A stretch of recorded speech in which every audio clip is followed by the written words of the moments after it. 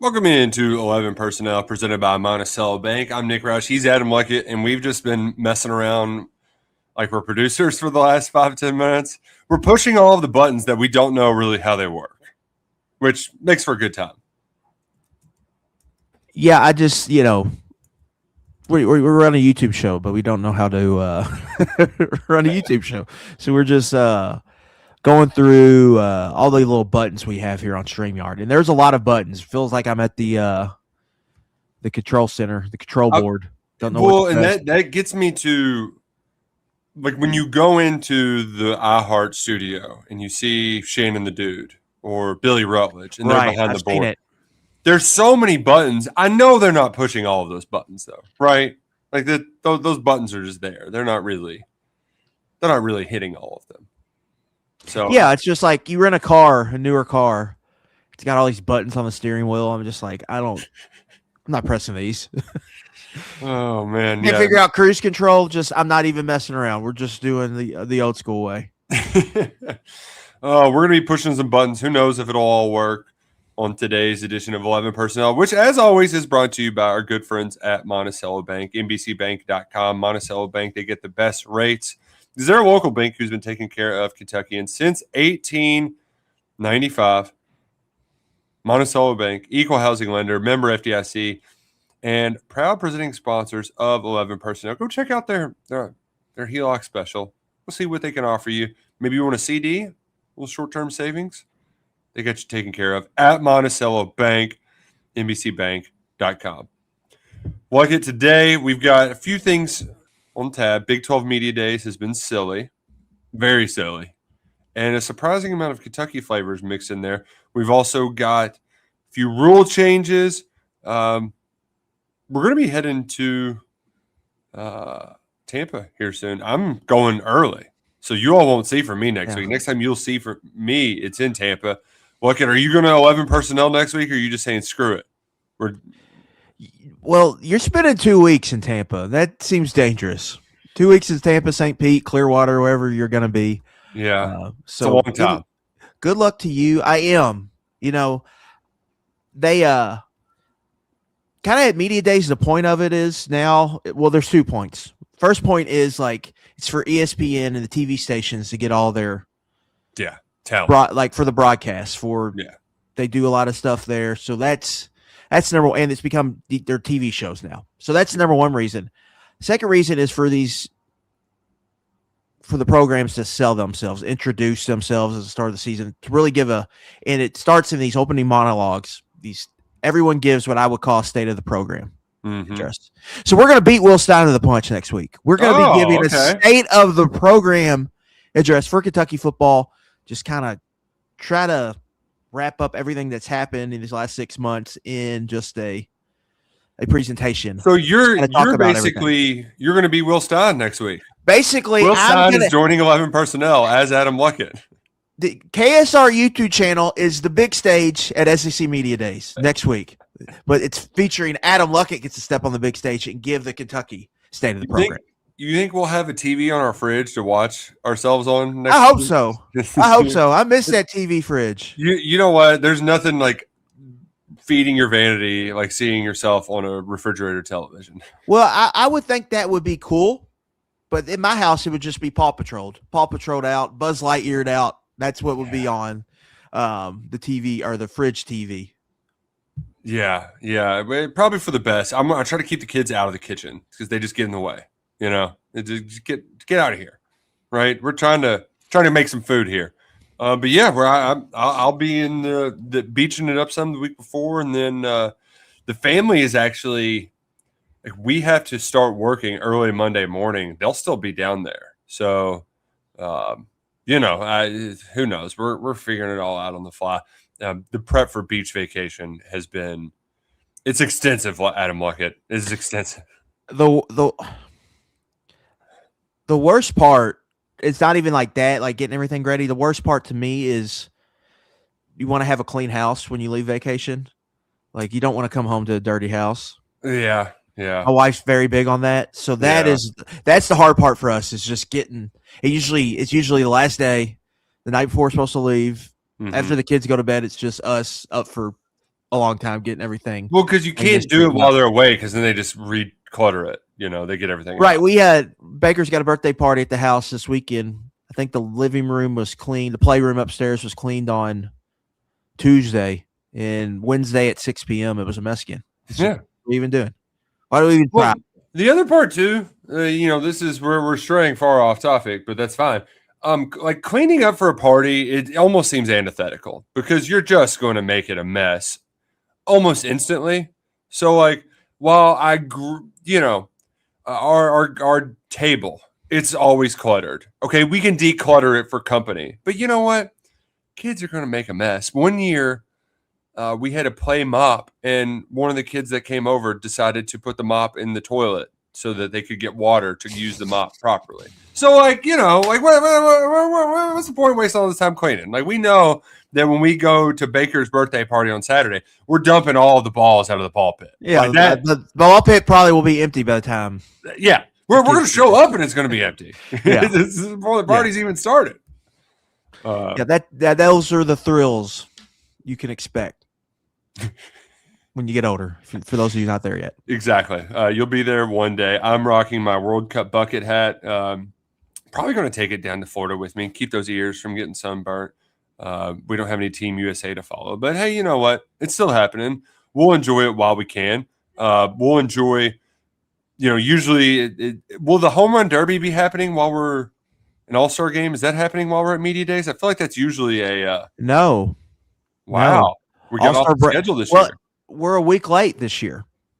There was a time where we just kept following the All-Star game and not doing anything with it, except you could go to the stadium the day before or the day after and see the empty stadium. We're not going to have two staples this year. We're not going to have the British Open going on while we're there, and we're not going to have the All-Star game. Wow. Home run derby is at this upcoming Monday, I believe, the 13th. So we're a week later. Usually it's like the week of the 15th. I know that because that's my wife's birthday. Happy birthday, Taylor. And I'm always out of town. So I was not out of town this year. There you go. Big W for Adam Luckett. Instead, I get to spend my birthday at the SEC Media Days. So what night is that? Is that going to be Raymond James Stadium night? Tuesday night, whatever night Tuesday is. Nick, I look up Ray's game. They're not in town. It must be a rule. Like whenever SEC Media Days comes to town, no local baseball team. They're going to be in town when I'm there. So we might be making a trip to the Trop, which my brother described as the easiest pro sports ticket in America. And you know what? He might be right. Like I don't know how many people are going to the Trop to watch the Rays. But could be a fun in and out cheap ticket. That and $2 Tuesdays at the Reds games, which we need to do like KSR 3-2-1 Tuesday night. Just go and eat our hot dogs, drink our beers, have a good time. They've turned it into tarps off 3-2-1. So is it KSR tarps off for the boys? Sure. Why not? Why the hell not? You peek, bring your camera, right? It'll be an excuse. We'll turn it into video. They all sit up in the bleachers in left field in that like little second deck, which is not bad seats back there. Yeah, we could just KSR tarps off. Just sweating. The ABP. Yeah. Oh, man. Sure the wives will love that. Oh, yeah. Very much so. We got tarps off with our internet friends. You're right. All the guys getting together. Oh, man. We have strayed from the plot. It's kind of fun when these summer shows to not talk about anything we plan on talking about to start the show. And so let's keep that up for another minute because Nathan has a question. Nathan, hit us with your question. You're right there. You've got a question for us. Hit us with your question. I can't answer it if you just say, I have a question. You just got to give us the question. But one thing I wanted to do, it's kind of funny how this turned out because I don't know if I was doing a show with you or with Jeff Drummond while you were out of town, but essentially when we got in our conversations, we got asked to, all right, if you were to predict something, what would the odds be? So you know what? Jeff and I both at the same times had the idea to make odds for the upcoming season. So at KSR Plus, JD has done a couple roundtables. We did offense first. Defense is coming up momentarily on KSR Plus. So if you're on KSR Plus, go check that out. Whereas I just made an odds leaderboard, right? Here are the questions. I'm going to give you odds for each player and where I think the kind of stats shake out. So we're going to discuss that today, right?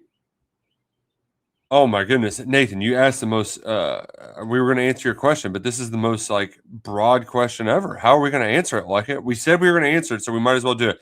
Nathan says, we have two Nathan questions, double Nathan questions. What's Will Stein's record going to be with Kentucky football? We're giving season predictions later in August, I would say. Nick, I'm hovering between 6-6 and 7-5. Okay. I think he. I would say probably 6-6, but if the schedule opens up, I think 7-5. Schedule late, I think, has a chance to really open up for Kentucky potentially. All right, but this is his overall record, his career record at Kentucky. I'm going to say. Oh, okay, yeah. 20 and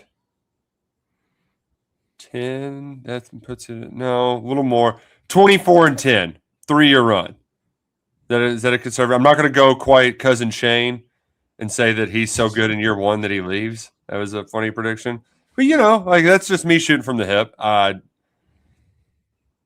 I kind of hope Will Stein's good enough to leave here within 5 years.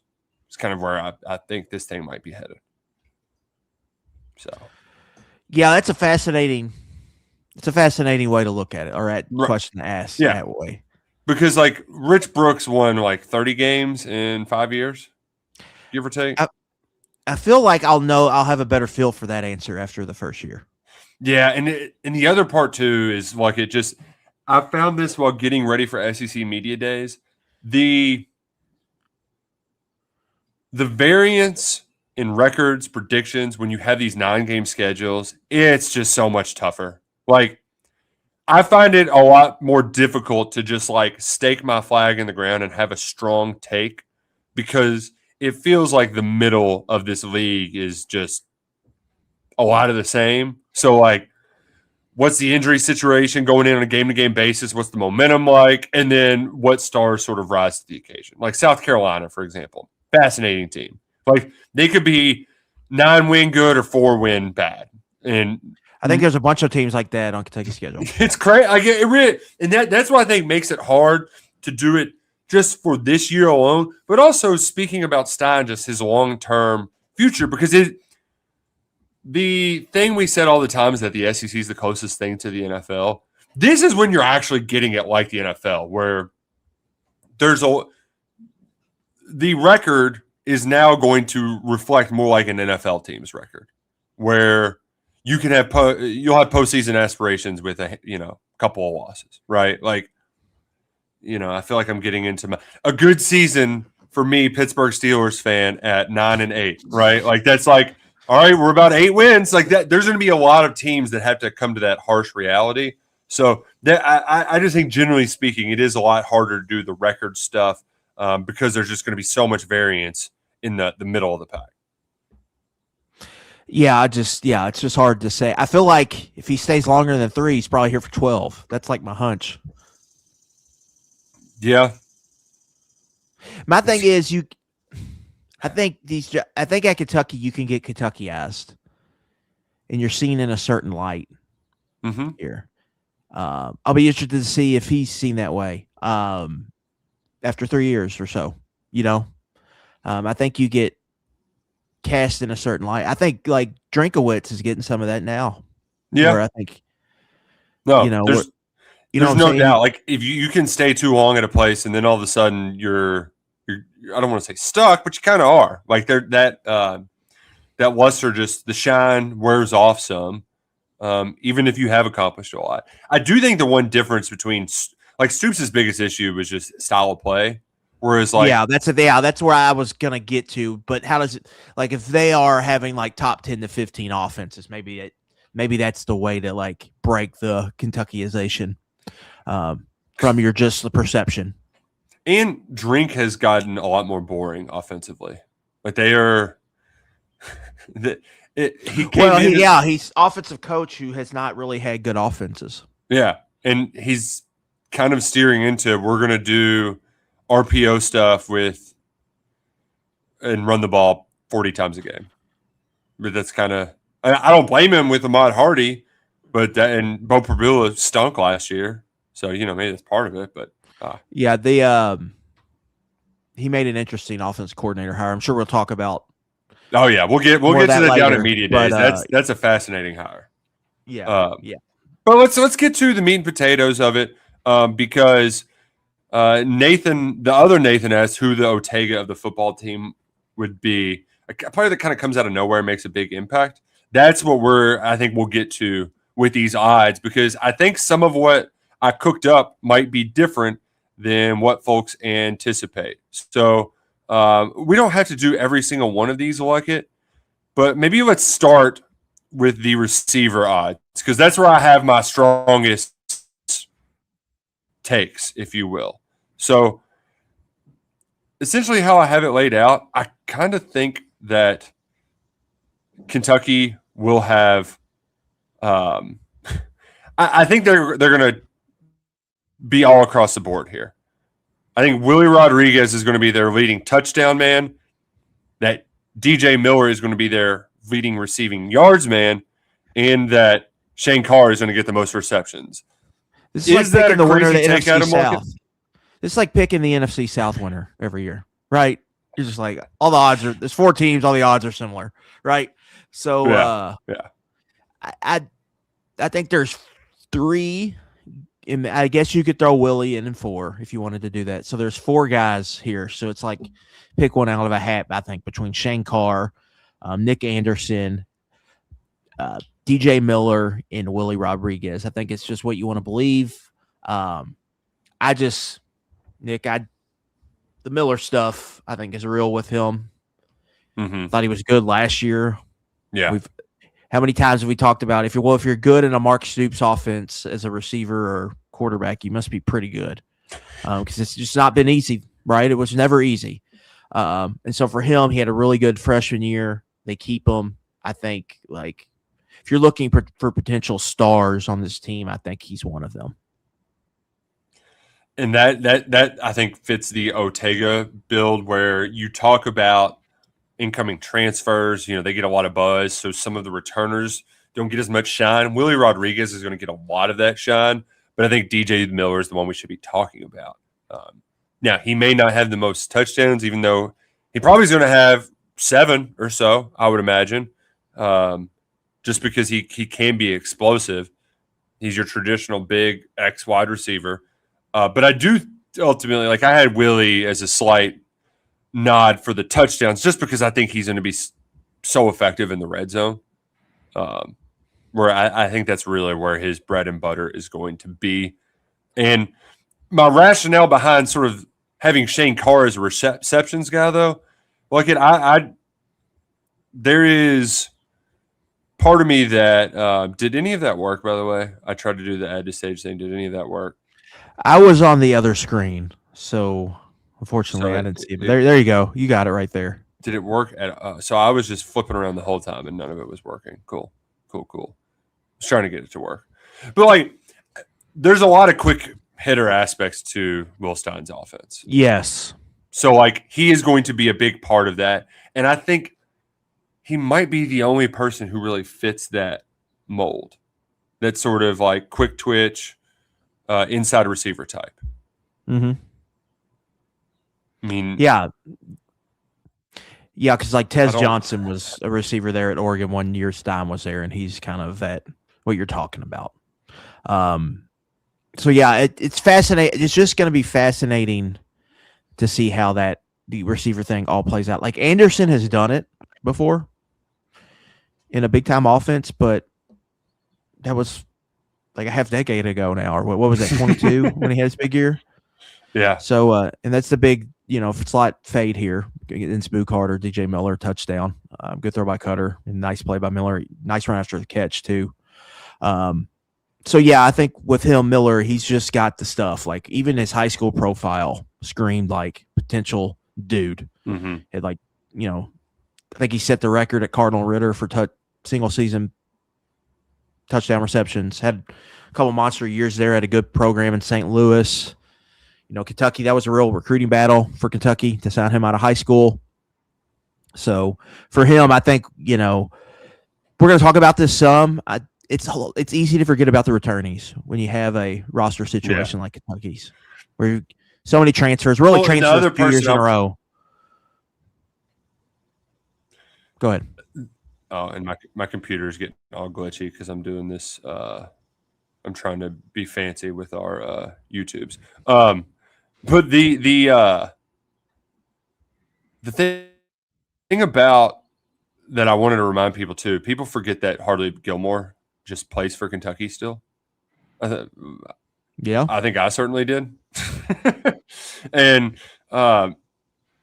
that is like, you want to talk about complete and total wild card for this upcoming season. Like, he either is going to do nothing or a lot of something. I feel like there's no sort of where he's really been in between the last few years. Where it's like, all right, he'll have a couple games where you're like, hey, there's that guy we were expecting. I feel like it's much more poop or get off the pot in regards to him this year. Whereas like they actually have some legit competition. They won't be forced to play him. Poop to get off the pot is a first for me. I've heard poop or get off the pot. Yeah. Yeah. I just heard the other word with it. Not typically poop. Yeah, we're gonna be PG, okay? We're gonna be PG today. But yes. I think just the skill talent just group as a whole, it's just I think it could go a lot of different directions for Kentucky this year. Just who emerges, who they kind of force feed the football to. It's going to be interesting. Mm-hmm. My bet would be like obviously on Baxter and DJ Miller, but Baxter's got to stay healthy. And then we'll just see how the receiver situation kind of shakes out. So that gets us to the next question, because I believe Jeff Drummond, when he was compiling his stats, had the over-under for rushing yards at, I want to say, I'm pulling it up right now, he had it at 800. Can CJ Baxter get there? I think what is interesting about these is like, are you throwing the 13th game in there? If you think they're going to a bowl game, are you throwing the 13th game in there? If you are, I did, at least when I was answering, I would say he's got a really good chance to get there. What happens if he misses a game or two, and or then, or four? I think the plan is for it to be kind of a committee approach, at least three. With Barnes, Baxter, Patterson, and then Carter being a wild card. So splitting those up, I think the leading rusher will probably be under 800. And I'm with you where it's probably going to be split up enough to where whoever the leading rusher is, that I guess my question is that we have been, we've mentioned it all the time, just like the big asterisk with CJ Baxter. So let's play out that scenario. What if CJ Baxter, Kentucky doesn't get him, but for 7-8 games? So who's the next guy? Like, I don't know. Is Devontae Barnes good enough to be the next guy? Is Martellus Carter better than that? Or is Jason Patterson going to break through? I don't know. I can't like stake my claim in it. Do you get a sense for any of those guys as like this potential, okay, this guy might be better than we expected, and hell, could just outplay Baxter and become RB1? No, I didn't. Okay. I just think it's going to be a committee, and it's going to be, we'll see what happens.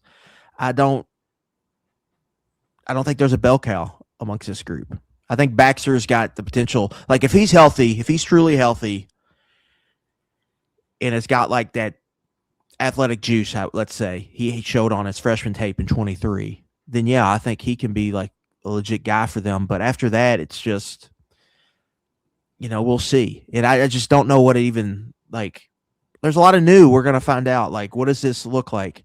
What does the run game look like with Will Stein and Cutter Leftwich taking what they did from Oregon, but Joe Sloan coming in, and then also Andrew Coverdale. I know I know he's just, what's his title, Nick? What's Coverdale's Pass title? game coordinator. But he's okay. But I envision that he's going to be heavily involved in the game planning aspects of this offense and what they're doing. Scout. Yeah. But both in the everything. So like he's going to have. I mean, you talk to anyone that knows him and knows Stein, like that's obviously going to be a part of. He's probably going to be a part of that think tank. He's also working with the tight ends. So if you want to buy more stock into tight ends, getting receptions, which that's why I made sure to throw Michael Skinner just to shout it in there along with the freshman receivers, because those guys they're the Trent Noah plays well against Tennessee in an upset win. Like one of those guys is going to surprise us and have a couple big plays in a big game and be a real difference maker. So I want that to be a part of the equation, particularly Skinner. He looks great. That's a guy. He looks like an SEC football player. But let's switch gears to the defense briefly. I would pull it up, but I'm afraid my computer is not going to know how to handle sort of where I set the odds. But leading tackler, Adam Luckett, you got to pick one. Ty Bryant is who I made the favorite, but people may not realize this. Jordan Castell led Florida in tackles as a true freshman. Yes. It's pretty good. I think it was Jay Bateman was on that staff. It was 60-something. It wasn't in like the 80s or anything crazy like that. And then you have the sort of question around what's Bo Barnes going to be like? Like how we didn't hear much about him early on in camp, but they said he really came on strong towards the end. So how good do we think Bo Barnes can be in his first year as a starter as a redshirt freshman, Adam Luckett? Good enough to be the leading tackler? I think he's a huge kind of like swing player for them. They need him to be good, but I would just bet on the known. Grant Godfrey's hasn't established himself as a known product yet, but this was a guy, Nick, that missed one tackle all of last year. Godfrey. That's pretty good. And when he got in the lineup, really after the Auburn game. So really for all of November, essentially, 4 games, he looked the part to me. I thought he played well and played against good teams. So to me, I'm give me Grant Godfrey. I think people are sleeping on him. It's another returnee that I think just has totally gotten lost in the wash. Like I wouldn't be surprised if he's one of the 3 they bring to Tampa. Interesting. We're going to find that out next Monday, Tuesday, something like that. We'll get the full schedule then. Bo Barnes and then the safeties are going to be the 2 popular ones there, but I think Godfrey is going to be a guy. One, I wouldn't be surprised if he like leads them in snaps because I don't know if he's going to be taken off the field very much. Him and Brian and Castell might not be leaving the field very much. So good point. Give me Godfrey. It would check out from like a traditional developmental path, the Jamin Davis path, if you will, right? Like red shirts. In Godfrey's case, I believe he was dealing with an injury, but puts on some good weight, then plays a decent amount as a rotational player before becoming a starter. That seemed to be the sort of – that's how we saw a lot of good linebackers developed over like an 8-year period, and that's kind of gone away some in recent years. I mean, Alex Safari played how many different positions at Kentucky before becoming the starting middle linebacker, you know? Yeah. So, like, this feels more of the right path to being a steady Eddie in the middle of the defense. Yeah. Yeah, I think he's very important for this team. He's a guy I think's got a chance to have a really, really nice season. There's a few guys on this defense that I think can be, you know, really good college players who I think could be drafted here in the relative near future. I throw Godfrey in there, Bryant, Castell, Aaron Gates, Humphrey Grace, Tavian Gatson. Mm-hmm. I think there's a lot of them in there. Sam Green, Cedric Works. I kind of like what they have over there. They've got some pieces, and now just got to put them all together. Well, of those guys up front, who do you think has the best chance of filling up the stat sheet when it comes to Havoc stats, your tackles for losses, your sacks? Who do you think is leading the Cats in those categories? Yeah, I don't think they necessarily have a double-digit sack guy. So I know everyone's going to be, one big thing Kentucky fans want, I feel like, Nick, they want throw the ball to the tight end, and they want to have a bendy, twitchy edge rusher who can have 16, 17 sacks. Like Cool. the two questions I always get, it feels like, are we going to throw the ball to the tight end, and do we have anyone who can rush the passer off the edge? Specifically, they're looking for like that next Josh Allen.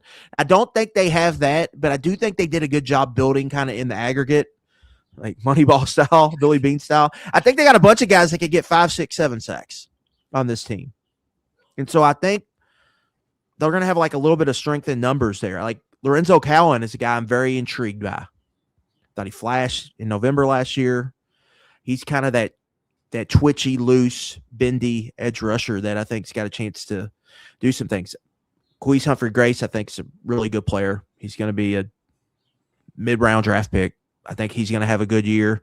I think he will probably be my favorite to lead them in TFLs, and then Tavian Gadsden's kind of your interior rusher. I think he's got a chance to do some good things. Antonio Berry, I think they added to beef up the pass rush, and then Works as a guy in the kind of like, I'm interested to see how they kind of use him and play him. But I think they just got a nice group of players that can, like, I think we could see a bunch of guys with 7, 8 tackles for loss or more, and then like more than a handful of guys with at least 4 sacks.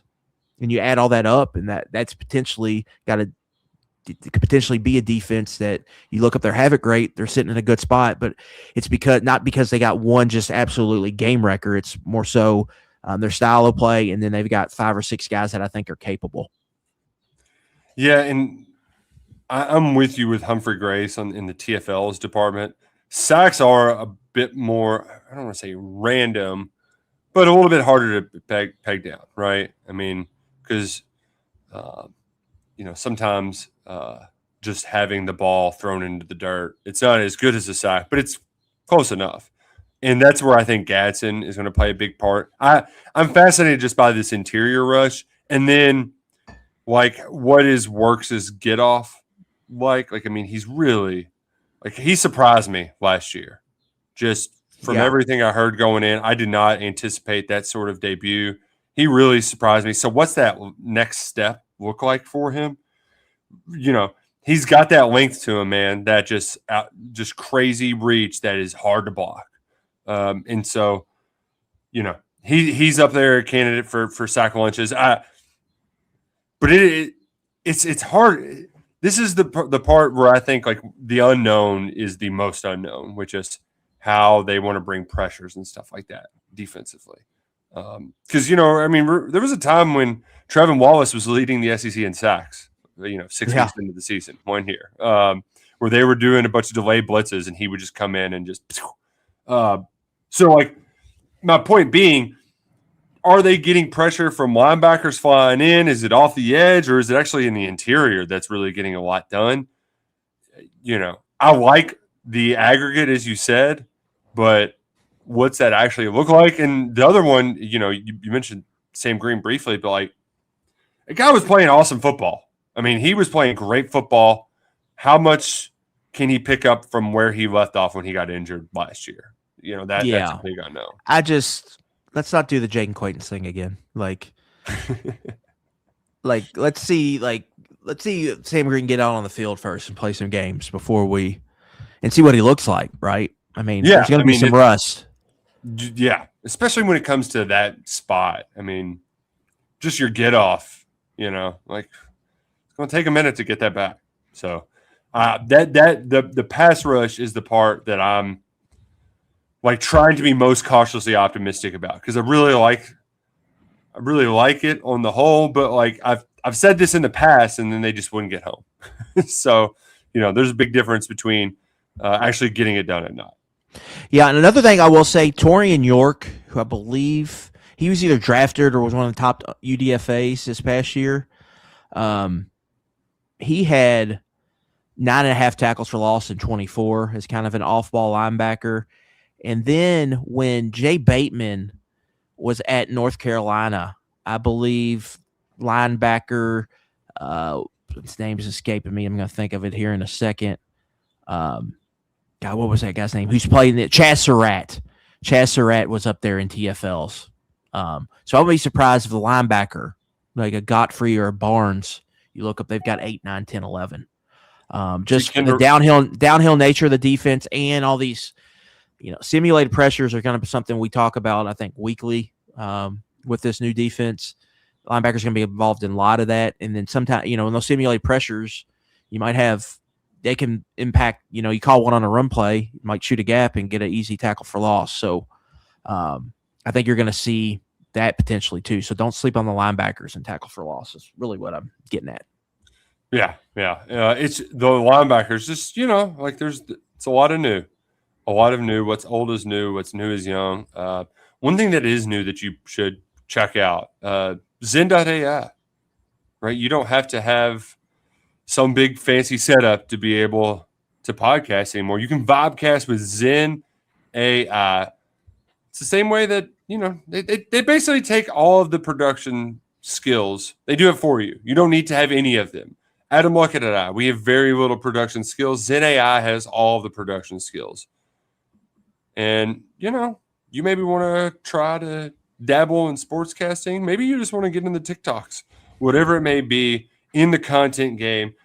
You can vibecast with Zen AI. They'll turn a conversation into a clean cut podcast, whether it's that podcast, that TikTok, that reel, whatever it may be, no matter how long or how short it is, Zen AI can take care of it for you. Try vibecasting out today. Go to zen.ai to sign up to be on the wait list for their beta. Vibes required. Production is optional. Humans are the talent. AI is the infrastructure with Zen AI. All right, Adam Luckett, can we talk about just the ridiculousness of what happened at Big 12 Media Day? I would love to. I would absolutely love to. Unreal. Like, I don't even know how to start, like where to, just because it was so silly. So silly. We got to start with, let's start with your mark, right? The biggest story is Sorsby and Texas Tech. Like, Texas Tech has turned into the black sheep of the family in the Big 12. Like, everyone's mad at them. Ross Dellinger reported that in Fort Worth last week they had a sit-down conversation with at the steakhouse. Cody Campbell, another Texas Tech mega booster, Texas Tech AD, Texas Tech president, your mark, and then they select the one AD or one president. I can't remember. Is just like the leader of the org. I can't remember what president. Maybe Kansas or something. I can't remember who it was. They were all there just like a powwow, try to get on the same page because I think they just want to move on. Yes.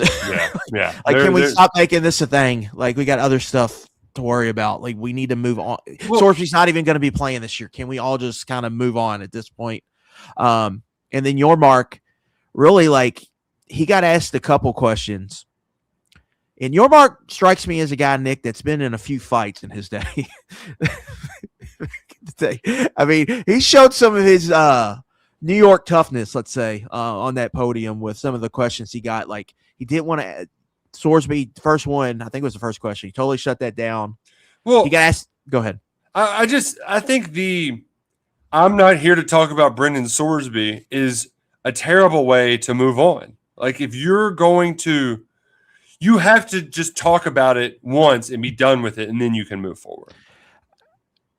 Right? Yeah, which is why maybe he should have said something in the opening statement and just, this is all I'm going to say on the matter. Right. But instead, it became what it became, which was and then he got, because they have another thing, like they had two things, like they've got a deal with Redbird Capital, like a private equity type deal for the entire conference. He kind of just poo-pooed that question. He said they asked him about college football expansion. He said, I would love to go to 24, but I know nothing about it. So, the economics of it. So, how could you know that you would like it, even like it? And then he had that one moment with a Texas Tech media reporter. And we've all been there, Nick. Someone asked a question and you just, oh, no. Did he just? Yeah. It's just. Well, I want to climb under the table, and that was one of those. And then he was like, "Let me walk over there and tell you what I like, politely told him to shove it." I guess would be the best way to do that. Because like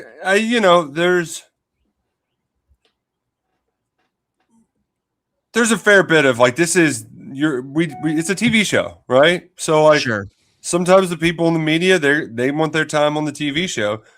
The funny part about the way he was like he wrote the question out to really ham it up and hit that effect. And I love that when he told him to stand up, he still the reporter still kept looking down to make sure he, eloquently said that. But his general point is totally fair. Texas Tech got crucified for Brendan Sorsby when he came from another Big 12 school in Cincinnati who essentially went unscathed throughout this whole entire deal. Indiana got more stink on it than Cincinnati because he was placing bets while at Indiana. I don't know if they ever confirmed that he placed bets on Cincinnati while he was at Cincinnati. I think he was just gambling there. But it is wild to me that they just were never brought up. And then as soon as everybody's kind of scoffing at this guy, just like, what a clown, the NCAA opens up an inquiry into Cincinnati and is now investigating that activity there, which they should. So I don't want to say that guy was vindicated because he was kind of a douche about it. But at the same time, I did think it was totally fair to say, hey, Texas Tech ain't the only Big 12 school that Brendan Sorsby has attended and gambled. And actually, he didn't ever play for Texas Tech. He played for the other one. Right. Yeah, it was just it was fascinating just from that aspect. And then you get into what I found was interesting. Basically, a year ago, Yormark said, I believe we have the most depth in the conference, but we need someone to separate. Oh, well. Because what happened the year before that? Who was the champ the first year Texas was out? Was it BYU maybe? I don't remember if BYU was the champ or they lost in the championship game. Arizona State was the champ, right? Yeah. Got hot, beat Iowa State in the Big 12 championship, and then almost beat Texas, right? Yeah. In the whatever Fiesta Bowl, whatever bowl that game that was. The first year of the 12. But that no one really separated that year. And Arizona State just got hot at the end. That's how they kind of snuck in there. But Texas Tech separated themselves. They did it with money. Like, they just totally are spending more than their peers in that league. And they've done it with the portal. They're loading up. Now you're seeing in high school recruiting. If you haven't checked it, go look at Texas Tech's high school class. Like, it looks like what – and let's just point a name. Alabama high school class would look. What do you think that would look like under Saban? Like, yeah. So like they're operating like they're a national title contender, and they're running away. And what was interesting this week is I heard numbers from coaches talking about what their roster costs, and that used to not. They wouldn't touch that with like a 10-foot pole. Yeah. Right. Like if we would ask Stoops how much the roster costs last year, I mean, I don't know. Yeah. I mean, we would have gotten, I don't know if he even would have said anything. He might have just said no comment, right? Like, or we just wouldn't have got no way he was going to answer or give that number out, right? Like, you would have to really dig to get that. And Stoops wasn't the only one. All these coaches are like that. Now they're coming out and saying, yeah, Texas Tech's paying their roster $40 million. Rich Rodriguez came out and said he's getting $13 million from the rev share. Mm-hmm. And then their goal is to raise $10 million. 23-24 is where we want to be. I think Sonny Dykes came out and said his roster is $20 million. That never happened. So like they're telling numbers, but part of the reason I think they're telling these numbers is because they want it known that Texas Tech is just totally outspending them, right? Like, yeah, Sonny Dykes close to Texas Tech. It's because they're just so much more expensive than we are. Sonny Dykes' pitch was, we would like the committee to sort of weigh how much you spent for like. That was Duranda. That was Aranda. He was like, Dave Aranda said, we've got all these metrics like strength of record, strength of schedule, whatever, all the metrics they use to determine these playoff teams.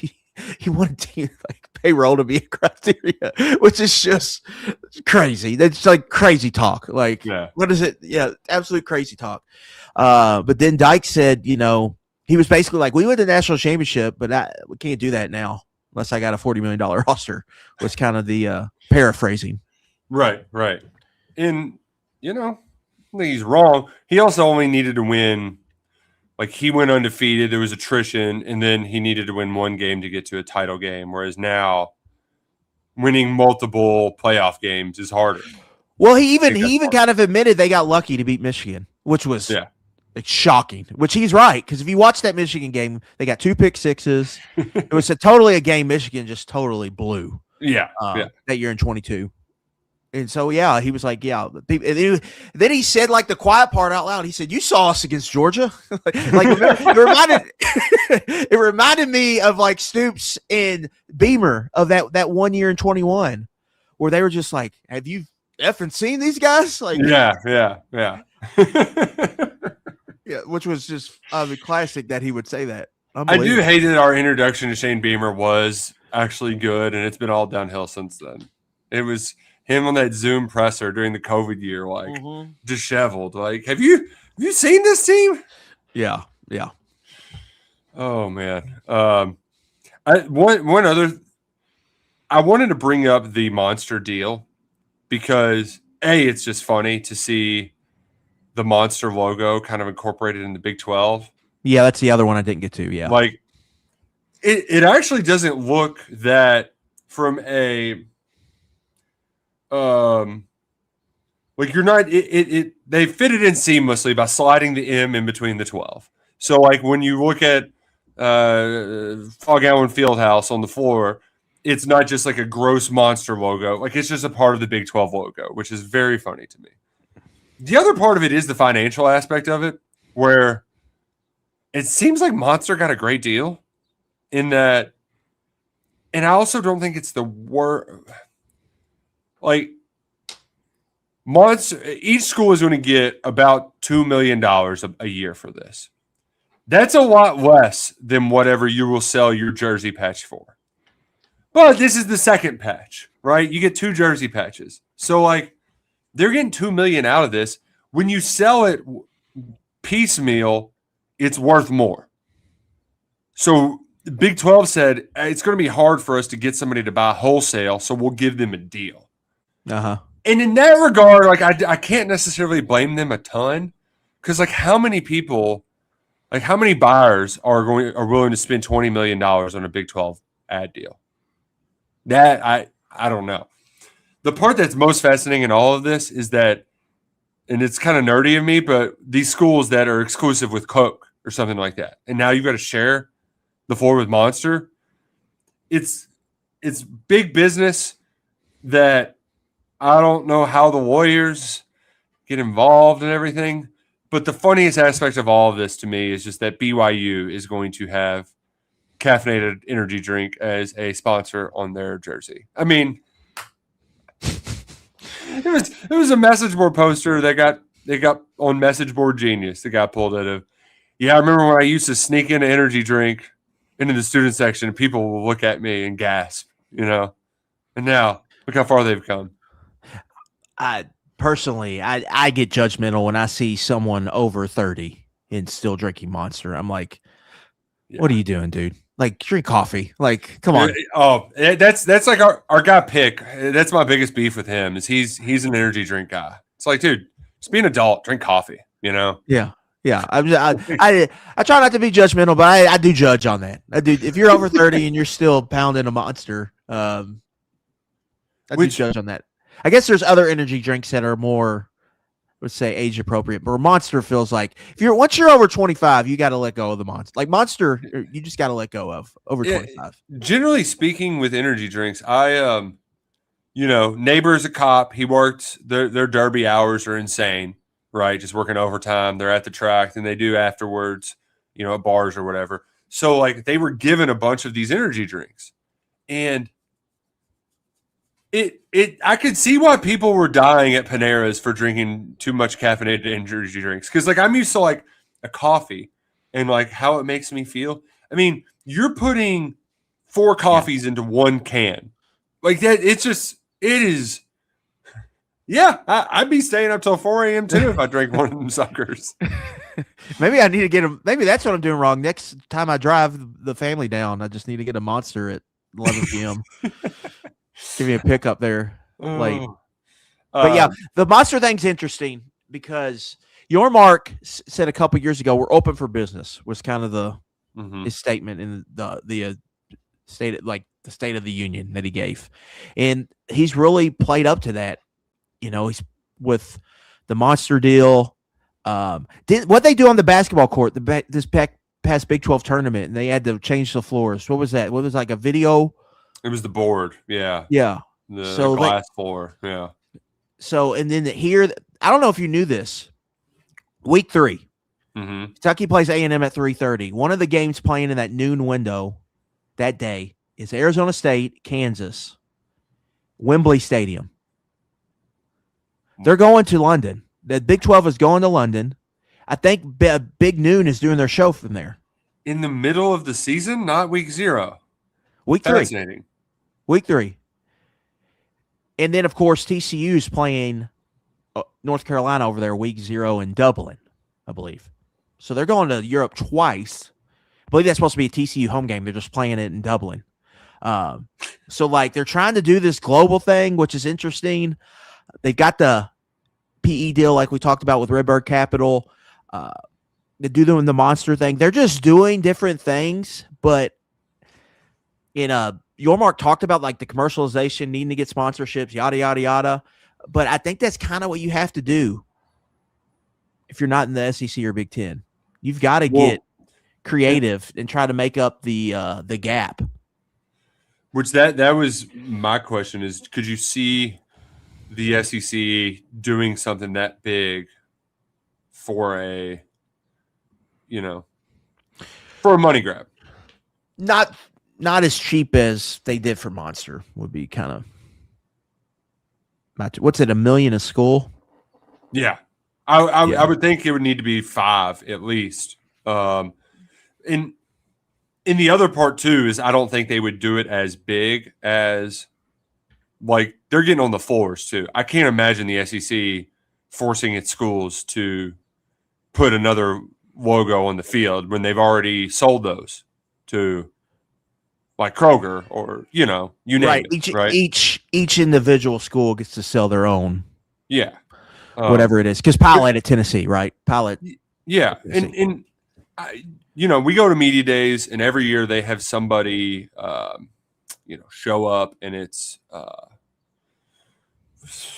the new chicken of the SEC, or you name it, right? Sure. Like, it happens. The official hot dog of the SEC. Yeah. Right. We're Bush's baked beans, but it's not putting it on a floor patch. So, but it's certainly on the table in the future. I would just say this: like Kentucky's already done it, right, with Kroger Field. I just think that's happening. So, like there's a reason all these NFL stadiums that weren't that before, are all corporate names now. I believe the Bengals were the last holdout. Yeah, they were. They finally Lambeau still is the only one. Lambeau's the only one. Yeah. That's happening, right? Yeah. That is happening. Especially so Arkansas, they just did that. I forget who they sold it to. It actually wasn't the Chicken Man. But like South Carolina, I can see that. Vandy, First Bank Stadium. Vandy, First Bank, yep. I would imagine that there will be some holdouts like at Bama and, Georgia. Like there will be some traditionals that aren't going to want to go away from it. But even Florida, like everybody's going to call it the Swamp regardless. So why not sell off your naming rights? But they already have Steve Spurrier Field at Ben Hill Griffin Stadium, the Swamp. I mean, how many names can you give a stadium? Who knows? But it's good. Glad you pointed that out, Mr. Lockett. Yeah, it's just happening in these entertainment districts. Kentucky is shopping around for. These are happening at multiple places now. They're doing this. This is the new, to me. This is the new facility push Like, remember when all these everyone built these big indoor football facilities? This is a new one. So these are just this is the new world, and this is how they think they're going to make money. So they're going to be doing these things. So just get ready for it. That's where we're moving. That's the direction we're headed. We're going to head into one final direction to wrap up the show. But first, I do need to remind you that our good friends at BetMGM have got you covered throughout the football in America. It doesn't matter if you're betting on the World Cup match, if you're get some action on the baseball, maybe a little home run derby. I believe they might even have TBT on there when that shows up. I don't know if they will or not, but they got pretty much everything at BetMGM, and they've got the best boost, the best tokens, whether it's parlays, whatever it may be. They got you covered at BetMGM, and they're going to get you covered with up to $1,500 back in bonus bets when you sign up and use bonus code ON3. That's ON3. The letter 3, the number 3, not the letter 3. 3 is not a letter. Use that bonus code ON3 when you sign up. Make a deposit, make your first bet. If that doesn't hit, you're getting it all back in bonus bets. It's a great deal. It's one you should check out today at BetMGM. Oh, yeah. Also, you're getting 50% off an annual subscription at ON3. So what are you waiting on? Make this a legendary summer. Make it one for the record books with BetMGM. See BetMGM.com for terms. 21 plus only. U.S. promotional offers are not available in New York, Nevada, Ontario, or Puerto Rico. Got a gambling problem? Call 1-800-GAMBLER or 877-8-HOPE-NY or text HOPE-NY in New York. Call 1-800-NEXT-STEP in Arizona, 1-800-327-5050 in Massachusetts, 1-800-BETS-OFF in Iowa, 1-800-981-0023 in Puerto Rico. That first bet offers for new customers only, subject to eligibility requirements. Rewards are non-withdrawable bonus bets that expire in 7 days. In partnership with Kansas Crossing Casino and Hotel. All right, Mr. Luckett, let's wrap things up. 5-5. It's happening. I've got a post. Go ahead. I was just going to say, do we think it's going to be drastically used? Like, what sport do you think has the most to gain from 5-5? I definitely think it's basketball, for sure. It's just redshirting is not a thing there. I think baseball, it's a big deal.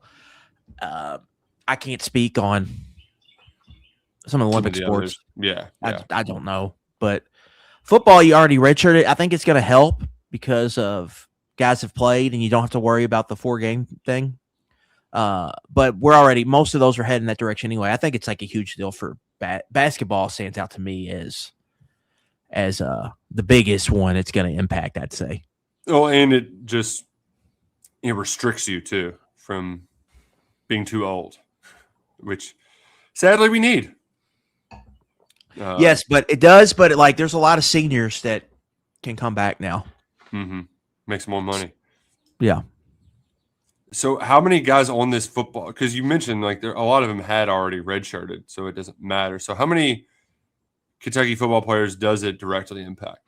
Yeah. So look, with the new rule, there's only 12 players on the roster that in the 5th year or beyond. So under this new structure, they're grandfathering in some guys that have already been given a year or whatever under the former rules. So Antonio Berry and Wilson Berry. People forget Wilson Berry's still on this football team, Nick Roush. Wildcat for life. So they wouldn't be eligible, per my knowledge, on the new rules, but they are in this way. So they're all in their last year. The ones to watch is the 4th year. Because to me, I'm just going to number in these first, second, when scouting report, I always tell the player I give a height, weight, and then their year. Instead of doing freshman, redshirt freshman, I'm just doing 1st, 2nd, 3rd, 4th, 5th because that's the new model. That's the new model. So 4th year players. So a guy like Ty Bryant, Nick, he was a true senior entering his last year eligibility in the old model. He is. Well, now he's a 4th year player and he's going to get a 5th year so he can come back next year. Jordan Castell is in that same boat. So they've got the extra year of eligibility now. And where Antoine Smith never redshirted. He's entering his 3rd year as a junior. He gets the extra year. Ahmad Bro, LSU defensive tackle transfer, never redshirted. He gets the extra year now, even though he's not redshirted. So those are the ones I think it impacts impacts the most here. So for Kentucky, they only have a dozen players who are in their last year eligibility.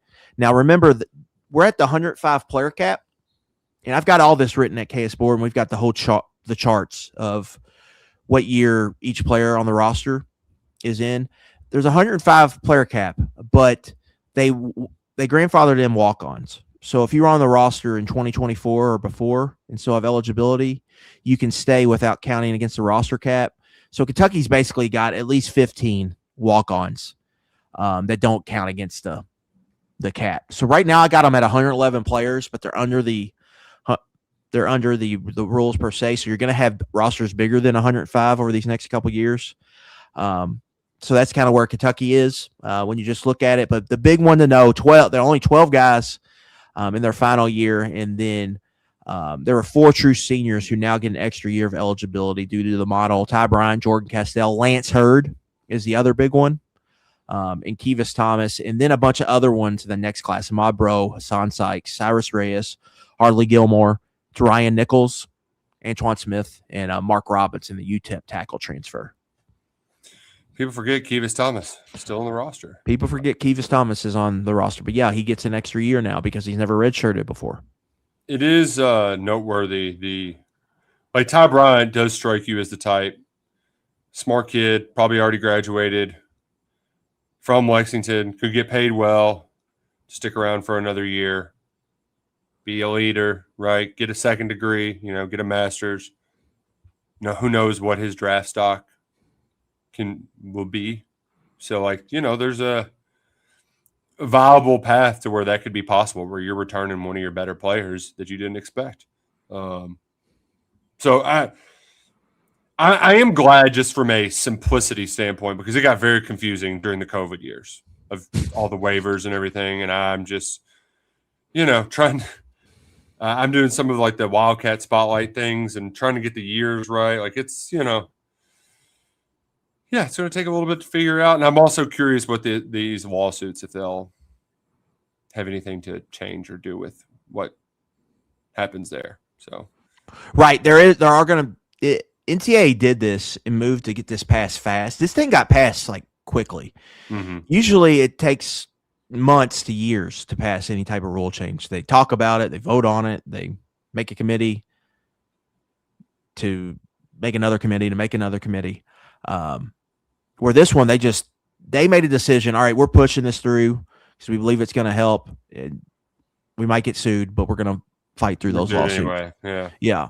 And so those are going to come. So it'll be interesting to see how they shake out. But as of now, you've got I think, well-defined system that is clear, concise, and makes logistical sense. Make just common sense to anyone. A lot of people go to college for 5 years. Many of us listening, talking right now, we're in college for 5 years or longer. So 5 years sounds good. It's fair. It gives you a chance to redshirt. But also it's a little strict too, because it's not going to hand out a bunch of medical waivers if you blow your knee or whatnot. So preventing kids from being here 6-7 years, they finally just said, we're going to make a hard stance. We're going to line the sand here. And this is how we're rolling. But I think for most people, people like the rule. I think it's a fair rule that has good pros and a lot more pros than cons. Well, and then you don't have pros playing with college kids. So. And then you don't have all that, which is another can of worms. Really, basketball, Nick, to me, I think that's why they did it. I think there was some frustration with football, but I think the basketball really getting these European guys, because the age limit is it's 19. Mm-hmm.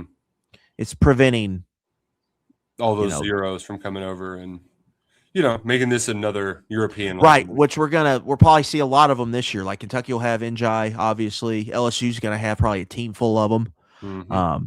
Illinois has done it here recently. They had a lot of success with it. So, but that's going to stop potentially if this model holds up. Jeff Goodman and his Slick Rick tweets, they make me smile every time. It's just a guy. He's got a vendetta against him. Goodman, his beefs with Rick Stansbury and Greenberg are just So funny. Yeah, you know who he has beef with. Yeah, it's clear. There's no subtlety about it. There's no subtlety about it at all. Well, we got to get out of here. My computer is, I think, about to blow up, so I don't want that to happen. Got to give it a breather. But I'm going to be out in Florida next week. I'm not sure if we'll do a it depends on timing of everything. But we might be podcasting Sunday night down in Tampa. Luckett's going to podcast next week without me. Maybe he gets one of our KSR Plus prognosticators on here. Who knows? But either way, we do appreciate you hanging around. Stay cool out there. Commonwealth of Kentucky. It's hot outside. Lots of fluids. Okay. I know, not just Monster Energy. Okay. You'll get dehydrated in an instant. So there you go. Get your Monticello Bank water in you. Stay hydrated. We appreciate y'all hanging out with us today. He's Adam Luckett. I'm Nick Roush. Go Cats. Go Krogering. And happy birthday, Baker. Happy birthday, Baker.